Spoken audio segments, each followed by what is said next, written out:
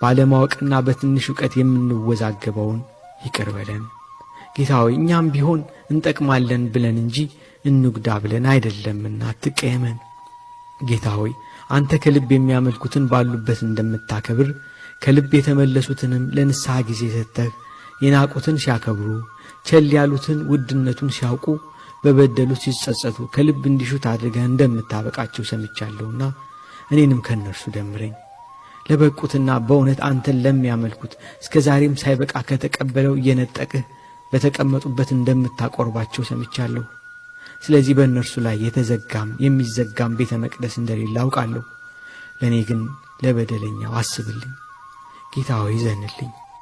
ዳንኤልን አንበሶች እንዳጫወቱት ለአቡነ አረጋዊ ዘንዱ እንደታዘዘ ለሌሎች ቅዱሳን ብዙ አራዊት እንደታዘዙ ሰምቼ ራሴን ሳልመረምር በተመካሁበት ይቅር በለኝ እንጂ አትቀየመኝ። እኔ እምነት አለኝ ብዬ ቤቴን እንኳን ከፍቼ አልተኛም። እንኳን አንበሳ ላይ ያጫውተኝ ያሳደግኩት ውሻማ አንዳንድ ቀን ይነክሰኛል።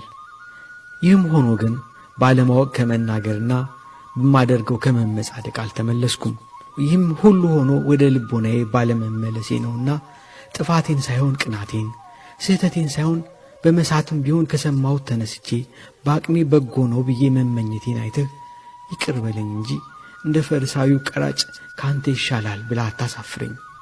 እንደሚሻል አሁንም እኔም ማስታወሻለሁ ገብቶኛል። ስለዚህ ይቅር